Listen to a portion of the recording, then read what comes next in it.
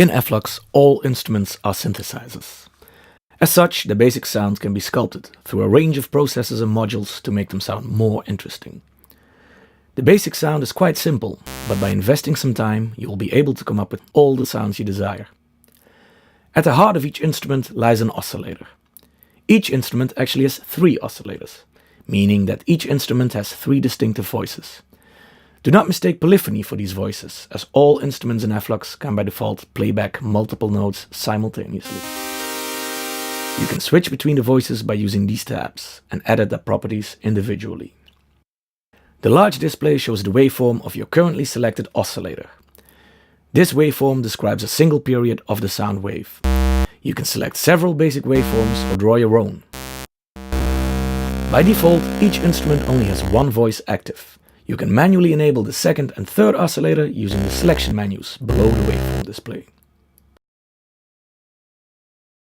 Further below the display you will find the tuning section. You can detune each oscillator in different steps. For all the tuning sliders, when they are in the middle, no detuning is applied. By dragging the slider to the left, you are tuning the oscillator downwards. By moving to the right, you are tuning your oscillator upwards. Playful effect right there. The detune slider works in a range from 0 to 50 cents. This can be used to create a very subtle detuned effect, similar to the way a large choir works. You can use this control to widen the sound of your instrument, which works great on pad type sounds. The octave shift slider can shift your oscillator by 1 or 2 octaves down and up. The fine shift slider allows you to adjust your oscillator on up to 7 semitone jumps. By using this control and multiple oscillators, you could create chords by just playing a single note.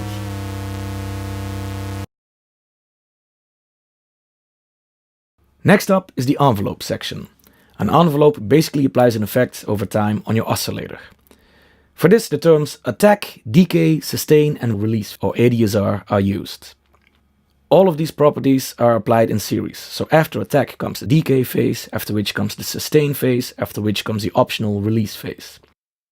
Let's use volume as a way to demonstrate how attack, decay, sustain and release can be applied. Attack defines the delay at which an envelope will reach its highest value.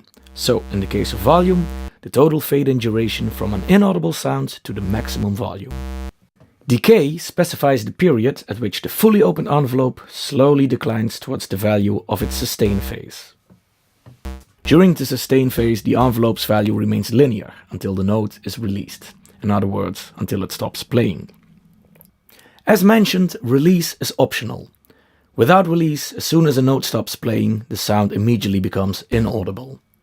If release is, however, applied, the sound will not be killed at once, but will rather fade out gradually.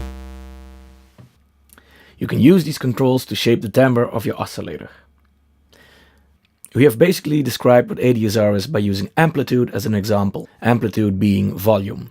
So basically when you're applying ADSR to an amplitude envelope, you're altering the oscillator's volume during its playback lifetime. There is also a pitch envelope. Apart from the regular ADSR sliders, you will also find a range slider, in which you can control the pitch range of the oscillator between 0 to 24 semitones or 2 octaves, both up or down. By using a pitch envelope, you can alter the pitch of a note during its lifetime, for either playful or annoying effect, or to create percussive sounds. Whenever you are particularly satisfied with an instrument, you can always save the instrument and reuse it later. You can sculpt the sound of your instrument furthermore by using the effects modules listed on the right. This will, however, be the topic of a different lesson.